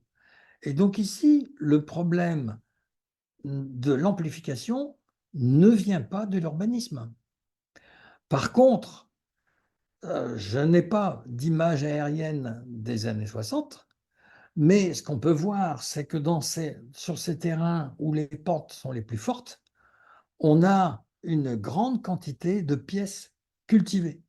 Pièces cultivées, ça veut dire les terrains qui ont été ameublis par les labours. Et ça veut dire que quand il pleut là-dessus, l'eau n'a aucun mal à embarquer toutes les particules solides qui sont disponibles. Et du coup, c'est de là que vient l'essentiel des sédiments qui vont aller envaser les parties basses.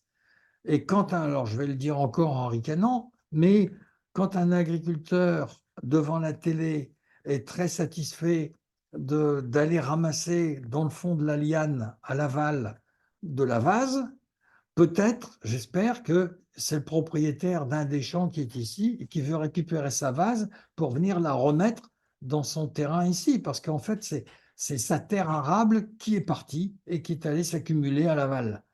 Donc, c'est ça qu'il faut faire comprendre. Parce qu'il faut absolument comprendre que c'est le point de départ de l'envasement, il est ici. Et donc, après, moi, je ne dis pas ce qu'il faut faire, je ne sais pas ce qu'il faut faire, mais en tout cas, il faut réfléchir à avoir un traitement du sol de telle sorte qu'il y ait le minimum de terrain qui soit arraché, le minimum d'érosion dans cette partie-là. Alors, pourquoi y avait-il des haies sur les pentes avant? Parce que les haies, entre autres, mais ce n'est pas la seule, c'est pas la seule solution, mais les haies permettaient de récupérer les eaux de ruissellement et de drainer, de récupérer toute cette vase. Donc là, il faut absolument réfléchir là-dessus. C'est indispensable si on ne veut pas continuer à alimenter la sédimentation en aval et donc en activant cette érosion à l'amont. Je passe et allons cette fois à l'aval et cette fois on arrive au point de rupture. Dans cette zone de rupture, la ville de Arques, elle est à l'entrée du marais de Saint-Omer. Et la ville de Blandec, elle est juste au-dessus du point de rupture. Là, on est de part et d'autre du point R sur ce profil. Voilà l'image dans les années 60, avec un urbanisme qui est déjà pas mal présent dans la vallée, dans le fond de vallée. Mais on regarde l'image aujourd'hui. Alors là, cette fois, on voit que l'urbanisme, il est complet. Tout le développement urbain s'est fait uniquement dans la zone inondable. Il ne faut pas dire que la zone inondable, on ne la connaît pas. Elle est marquée. Sur la carte géologique, elle est marquée. C'est l'ensemble des terrains notés FZ, c'est-à-dire les alluvions. C'est tout ce qui est en blanc ici avec le bleuté, c'est parce qu'il y a tous les petits cours d'eau qui sont là derrière. Donc, on sait où sont les zones inondables. On le sait très bien et on le sait depuis longtemps. Bon, après, faut décider ce qu'on veut, quoi. Voilà.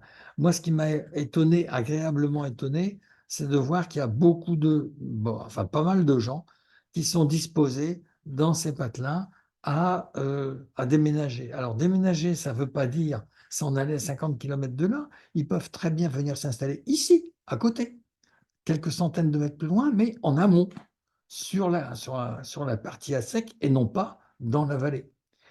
Pourquoi Blandex s'est installé ici? Historiquement, eh bien, en fait, on a une très forte descente ici de la rivière, donc l'eau avait beaucoup de vitesse et du coup, historiquement, il y a à peu près 1000 ans, il y a plusieurs moulins à eau qui se sont installés ici et il y a d'ailleurs encore des minoteries qui fonctionnent dans ce secteur-là.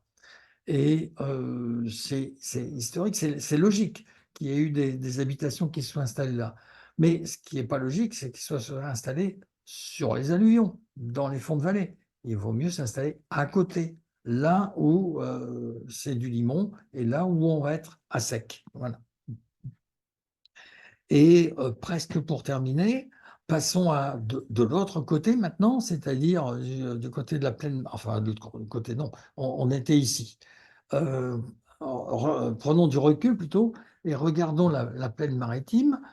En ce qui concerne la plaine maritime, il y a un autre problème. C'est-à-dire que cette fois, quel est le rôle de l'estuaire ici? C'est de conduire l'eau des ruissellements continentaux à la mer. Mais on est dans un dispositif où le niveau de la mer monte.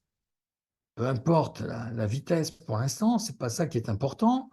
Euh, le fait que la mer monte. Eh bien, plus elle monte, plus il est difficile à l'eau de ruissellement d'être évacuée.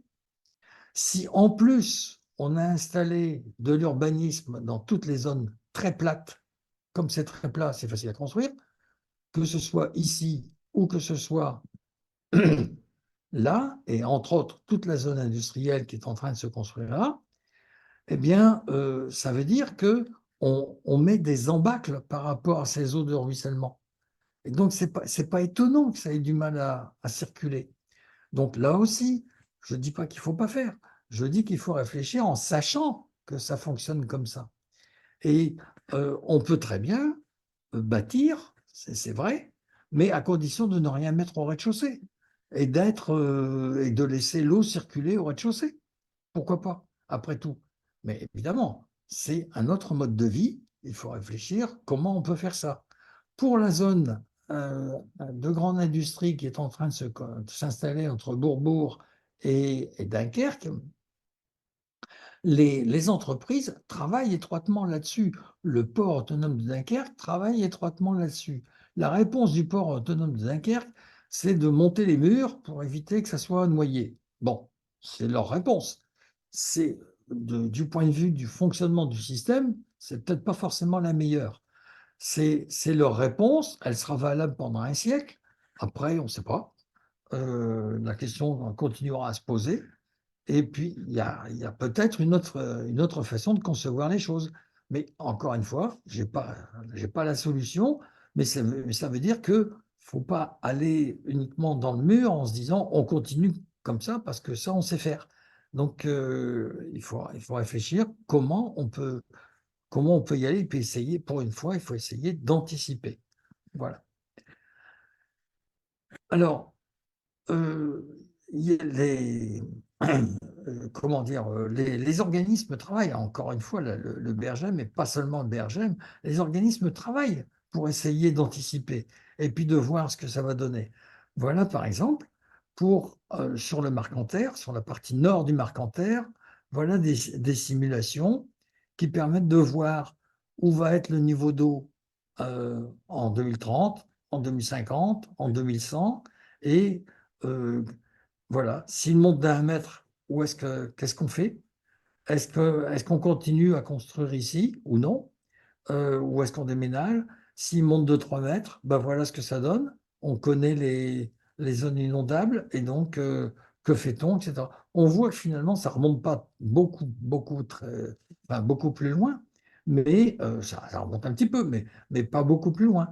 Et voilà, c'est la façon dont il faut s'y prendre pour essayer d'anticiper et pas seulement se contenter de dire je vais mettre des sacs de sable et puis l'eau passera autour.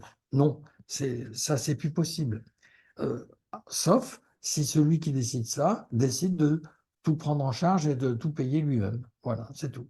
Il n'y a pas de raison que ce soit tout le reste qui paye. Voilà.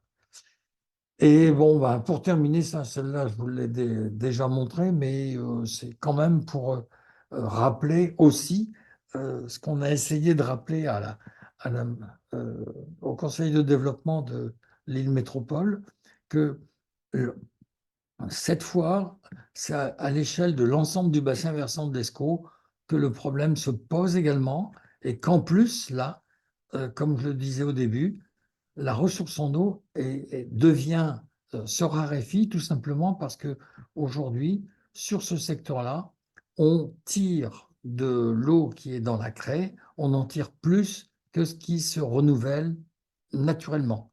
Et donc, le problème devient de plus en plus crucial et une décision d'aménagement prise dans ce secteur n'est pas forcément valable pour le secteur d'Amiens ou le secteur de Senlis.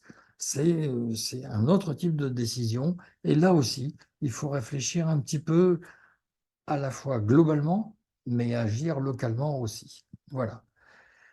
Je vous remercie de votre attention.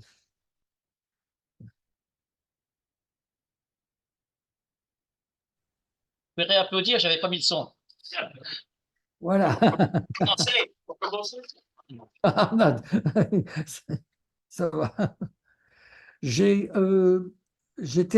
à l'aveugle, donc je n'ai aucune idée du temps que j'ai mis, hein. Absolument aucune idée. Non, c'est un timing parfait. Bon. OK. Des questions? Allez-y. Qu'est-ce qu'ils pensent de tous les barrages qui ont été enlevés tout le long de la Canche depuis 10 ans dans tous les petits villages tout le long, tous les barrages ont été enlevés pour permettre aux poissons de remonter, enfin, d'autres choses encore. Et par exemple, tous les étangs ils se vident dans la rivière maintenant, puisque à chaque barrage, au lieu d'avoir 2 mètres d'eau, il y a plus de 20 cm, alors qu'il pleut depuis 3 mois tout le long de la Canche. Qu'en pensez-vous de tous ces barrages qu'on a dû enlever le long de la Canche? Est-ce que ça va accentuer les inondations qu'on a eues? Alors, c'est une bonne question. C'est une bonne question et qui fait un gros débat du côté justement du CIMCEA. Euh, la- euh, ces barrages, ils ont été mis historiquement, ils ont été installés petit à petit depuis 1000 ans. Pas il y a 1000 ans seulement, mais depuis 1000 ans. Euh, au départ, ces barrages, ils sont évidemment pas naturels. Ils ont été installés en grande partie pour alimenter de façon régulière des moulins à eau. Ça a été en grande partie, et puis essayer de régulariser aussi les écoulements. Bon, évidemment, la mise en place de ces barrages a complètement perturbé les écosystèmes qui étaient sur place. C'est clair. Mais au cours des siècles, un nouvel écosystème s'est mis en place. Et puis, il y a eu cette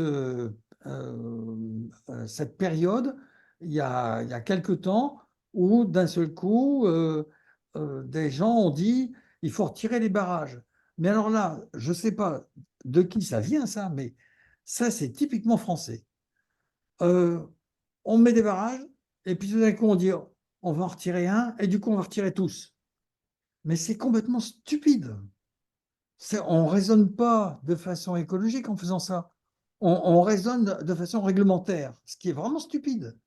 Parce qu'il y a certains barrages qui étaient effectivement nécessaires de retirer. Retirer les barrages, c'est remettre le système dans son fonctionnement initial.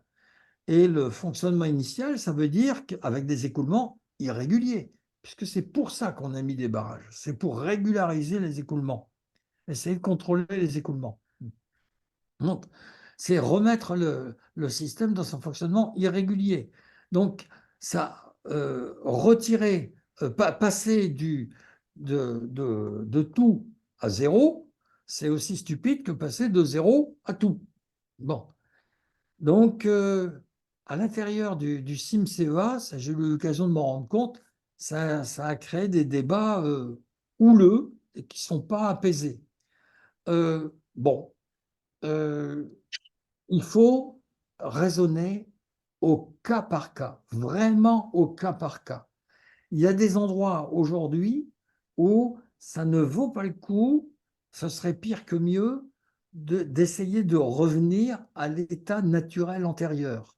Et il y a d'autres endroits où ça vaudrait le coup, effectivement, de revenir à l'état naturel antérieur. Donc il faut réfléchir au cas par cas et non pas par réglementation. Mais ça, c'est difficile à faire comprendre. Et je ne sais pas pourquoi c'est difficile à faire comprendre. Ça, je ne comprends pas ça. Est-ce que c'est parce qu'il y a des groupes de pression qui veulent avoir raison? Est-ce que c'est uniquement ça? J'en sais rien. Alors qu'il faut être attentif à l'observation, au système, comment il fonctionne et essayer de le mettre en place. Les deux systèmes sont bons. C'est ce qui serait le pire, c'est de passer de tout l'un à tout l'autre comme ça brutalement. Ça, je peux difficilement faire autrement parce que, enfin, je peux difficilement être plus précis parce qu'il faudrait regarder vraiment, vraiment au cas par cas. Il y a pas d'autre solution. Je veux ajouter quand même une chose, c'est que si jamais on, qu'on les remette ou qu'on les réenlève, à un moment donné, quand la stabilisation sera réatteinte, ça ne changera rien au fonctionnement. Il y aura toujours la même quantité d'eau qui va passer. Si on enlève tout, elle passera de façon irrégulière, modulée par les saisons. Si on laisse tous les barrages, elle sera régulée comme les barrages l'ont régulée, et puis c'est tout. Mais ça n'amènera pas plus d'eau ou moins d'eau. L'impression de plus d'eau ou moins d'eau, elle est uniquement locale, à un moment donné et à un endroit donné, c'est tout. L'eau était bloquée par des barrages, donc elle restait là pendant 1 an. Elle avait le temps d'aller dans la nappe phréatique pendant 1 an. Alors que là, maintenant, nous, on la voit passer à une vitesse folle, comme un torrent. 20 cm comme un torrent. Alors avant, il y avait 2 mètres d'eau. On va parler de sécheresse sûrement dans quelques mois. Et pareil, les étangs se sont vidés dedans. Et les étangs qui étaient pleins d'eau, aujourd'hui, sont presque vides alors qu'il pleut tous les jours. C'est presque fou. Donc, on va sûrement dire qu'il y a Oui, ça revient à un système qui était le système naturel au départ. Donc là, c'est même pas à l'échelle d'une année qu'il faut raisonner. Vous pouvez décider de remettre en eau et puis ça va rester en eau, mais euh, qui vous dit que ça s'infiltre bien dans la nappe de la craie? Est-ce que vous vous en assurez? Que ça vous donne une réserve d'eau et qui permette, par exemple, de la pratique de la pêche ou d'autres choses comme ça, ou une régularisation dans la ressource en eau, c'est une chose. Mais euh, à, à l'inverse, et là, je vais aller tout de suite de l'autre côté, à l'opposé, là, il s'agit de petits barrages sur un cours d'eau. Mais à l'opposé, cette fameuse question des méga-bassines, c'est aussi des barrages complètement artificialisés, puisque là, c'est même pas sur un cours d'eau. Mais quel est le problème? On fait une grande retenue d'eau en surface, alors que le meilleur endroit où l'eau peut être protégée, entre autres de l'évaporation, et là où elle est le plus utile, c'est quand elle est dans le dans le sous-sol. Si on la met en surface, elle est, d'une part, elle est prise par, elle s'évapore en partie, et ça, on ne le mesure pas bien. Et puis, donc ça s'est perdu. Et d'autre part, euh, il y a une vulnérabilité aux polluants, notamment aux polluants organiques, bien sûr. Et donc, bon, c'est pour ça que c'est pas un bon système, les méga-bassines. Ça donne l'illusion d'une sécurité, parce qu'on voit la réserve d'eau. Mais il vaut mieux que la réserve, elle soit gardée en sous-sol. Une autre question? Oui. Vas-y. La construction du canal Seine-Nord aura-t-elle une incidence sur la ressource en eau de la région? Je vais essayer de revenir, parce que ça, je m'y attendais, celle-là. Euh, attends. Hop. Fin du diaporama, pourquoi? Ah non, voilà. Je vais revenir sur, voilà, cette image-là.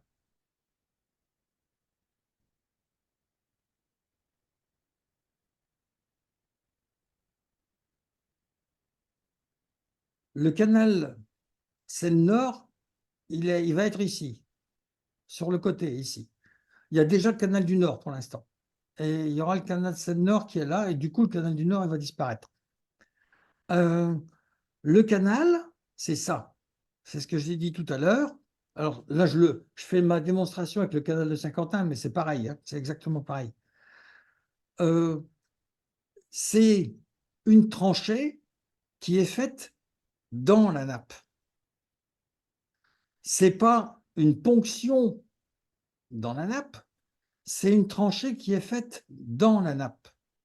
Donc, l'alimentation, au point le plus haut du canal, sur le profil, eh bien, on va être dans cette configuration-là. C'est-à-dire que le niveau de la nappe, il arrive ici sur le canal, puis de l'autre côté, il repart comme ça.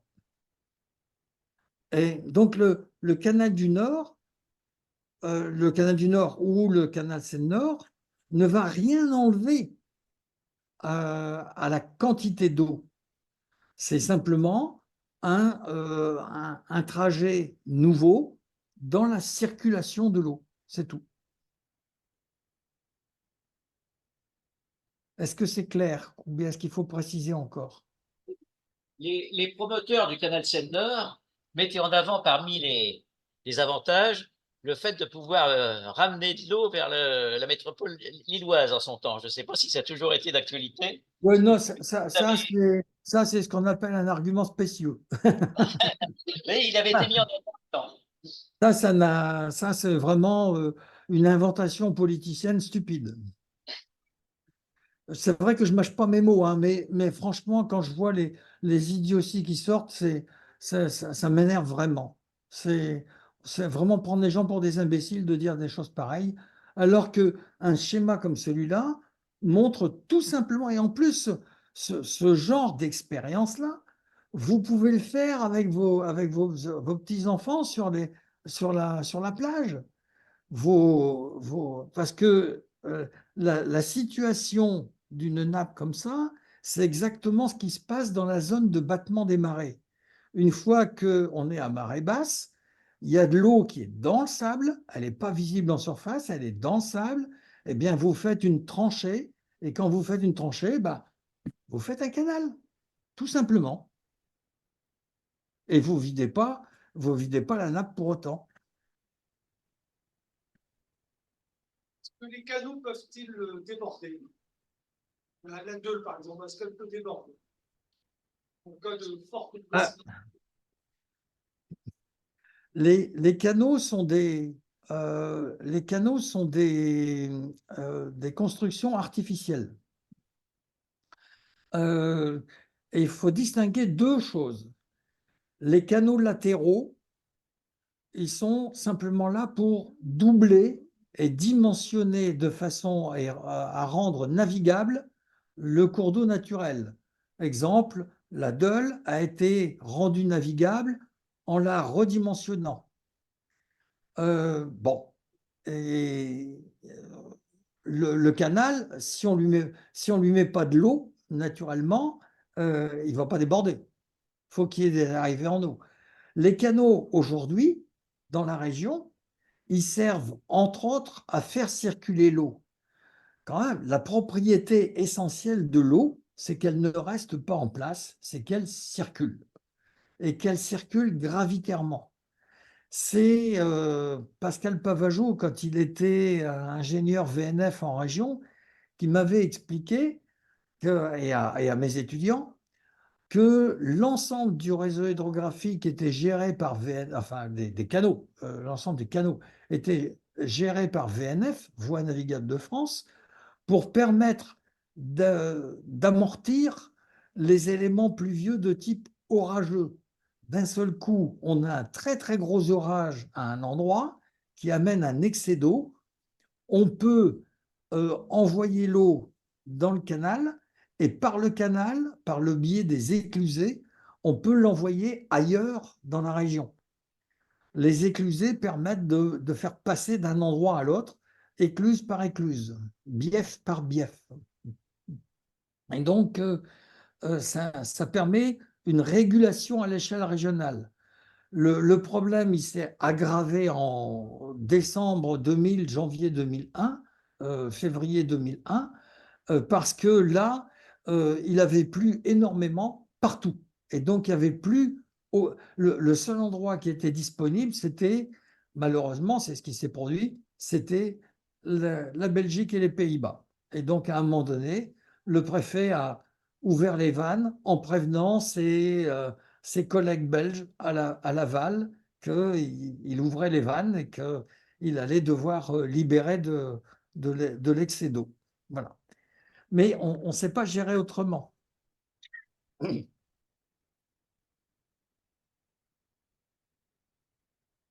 Est-ce que j'ai répondu?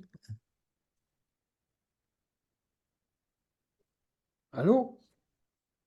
Y a-t-il des questions en ligne aussi? Ah, Oui, oui, ici.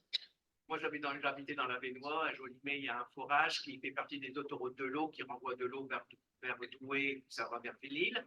Le forage, il est alimenté par la forêt normale. Jusque maintenant, la forêt normale, dans le temps, elle était gérée, on coupait les arbres qu'on avait besoin. Aujourd'hui, maintenant, elle est gérée où on rase tout au bulldozer et on replante derrière. Est-ce que ça a une incidence pour vous? Alors, là aussi, il y a des mauvaises idées qui ont circulé parce que ça n'a pas été forcément bien expliqué. Il faut vraiment regarder le site de Noréade où Daniel Mamet a mis une explication extrêmement claire sur la dorsale de l'eau. Il ne faut pas appeler ça une autoroute de l'eau, hein, ça c'est encore un truc journalistique, ça. Une autoroute de l'eau, on appelle ça un aqueduc. Bon, et c'est quoi? C'est un réseau. Au début, moi, j'avais mal compris aussi, parce que j'avais cru, comme on me l'avait expliqué, j'avais cru qu'on allait piquer la flotte dans la Vénois pour aller la distribuer ailleurs, et en particulier dans la région lilloise. C'est pas ça du tout. C'est vraiment une mutualisation à l'échelle de l'ensemble du réseau Noréade. Donc, je sais pas, le secteur lillois qui ne veut pas participer à Noréade n'en profite pas, sauf les quelques patelins qui émargent à l'association de Noréade. Euh, et c'est simplement une façon de réguler quand il y a un excès d'eau quelque part, on peut en envoyer ailleurs et inversement. Et donc, euh, ça veut dire que aujourd'hui, les prises d'eau, elles ne sont pas uniquement dans la Vénois. Il y a une prise d'eau, c'était la prise d'eau historique était effectivement une partie dans la forêt normale, une partie dans les synclinaux carbonifères de la Vénois. Mais maintenant, les prises d'eau, il y en a ailleurs aussi. Il y en a dans l'Audomarois, il y en a dans l'Artois, et c'est cette eau qui est distribuée selon les besoins, en cas de besoin, et au plus près. Maintenant, le système, il est complet, et il n'y a que le secteur de la métropole lilloise qui est en dehors du circuit, qui est complètement indépendant. Quand on a travaillé avec le conseil de développement de l'île métropole, on a essayé de dire à un moment donné que ça nous semblait complètement stupide, puisqu'il, je ne sais plus exactement à quel endroit ça se passe, mais il y a un endroit où on pouvait avoir deux prises d'eau pas très loin l'une de l'autre, mais appartenant à deux circuits différents. Et on avait essayé de dire, c'est complètement stupide. Pourquoi avoir deux installations différentes pour faire la même chose? Mettez-les en connexion et ça simplifiera. Et en fait, bon, il y a effectivement une volonté de la communauté urbaine lilloise de ne pas vouloir participer à Noréade. Et je crois que cette volonté, elle est partagée maintenant.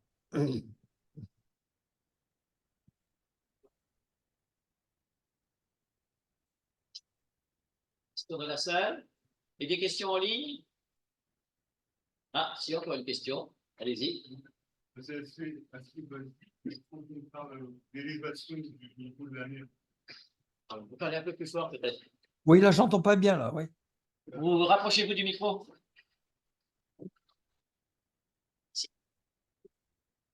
question assez basique, mais on parle de l'élévation du niveau de la mer. Alors moi, je pense à notre mer, la Manche, là. mer du Nord. Est-ce que cette élévation du niveau de la mer va entraîner des pluies beaucoup plus conséquentes par évaporation? Et est-ce que justement ça ne résoudrait pas le problème de... François, est-ce que tu peux répéter parce que j'ai pas tout compris, c'est haché. La question, c'est de savoir si l'élévation du niveau de la mer va générer plus d'évaporation et donc plus de chute de pluie derrière, j'imagine.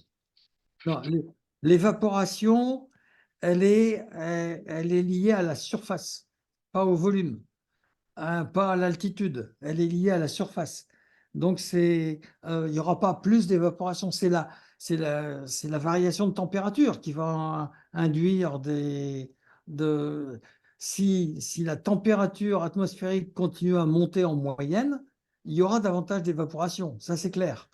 C'est la courbe de saturation hygrométrique de l'air qui est importante. Et attends, je vais peut-être voir. Ouais. Ouais. OK. Mais ça ne donne pas davantage ça va pas donner davantage d'eau. Ce qui Là, on change de dimension. Là. On commence à travailler avec les météorologistes. Là, on a un bon contact avec les météorologistes et on est en train de préparer une opération qui va peut-être durer 1 an ou 2 pour justement essayer d'expliquer de façon complémentaire. C'est d'essayer de comprendre un peu quel est... nous, on a l'impression, en étant à terre, on a l'impression que les événements pluviométriques, ils sont complètement aléatoires. Ça passe comme ça. Mais en fait, les météorologistes, eux, raisonnent à l'échelle du globe et ils voient des phénomènes qui ont certes une variabilité, mais en même temps une certaine régularité quand même. Une variabilité dans la répartition géographique, mais une régularité temporelle. Et donc, le fameux jet stream qui nous a amené ce courant, visiblement, d'après ce que me font comprendre les météorologistes, c'est un courant qui était peu important juste dans les dizaines d'années précédentes, et puis qui actuellement est en train de s'installer sur l'hémisphère nord, et donc risquerait d'être plus souvent actif. Ce qui veut dire qu'à ce moment-là, ce genre de phénomène qui s'est produit, on risque de l'avoir plus souvent. Ça, c'est pas impossible. Ce qui n'est pas contradictoire avec une évaporation plus intense parce que la température de l'air augmenterait.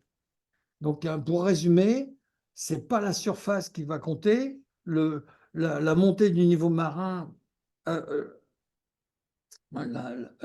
vais répondre après pour la montée du niveau marin. C'est la surface qui compte, et ça ne change pas.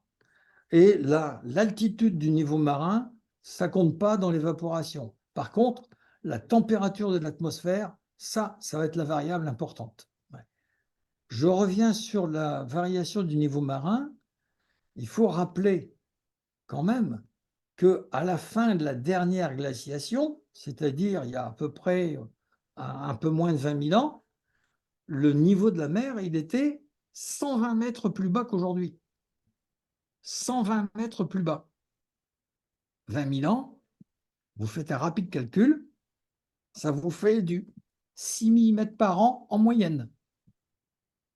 6 mm par an en moyenne, ça veut dire que, comme ça n'a pas été régulier, ça veut dire qu'il y a eu des années où ça fonctionnait plus que ça. Aujourd'hui, on nous fait peur avec 5 à 6 mm par an. Et c'est vrai que, vu comme ça paraît complètement affolant. Et en fait, on s'aperçoit que c'est un ordre de grandeur qui peut être naturel. Ça, c'est une première réponse. On ne sait pas jusqu'où ça peut monter. Une deuxième réponse, elle est beaucoup plus récente, et là, ce sont les archéologues qui sont en train de l'alimenter. Les archéologues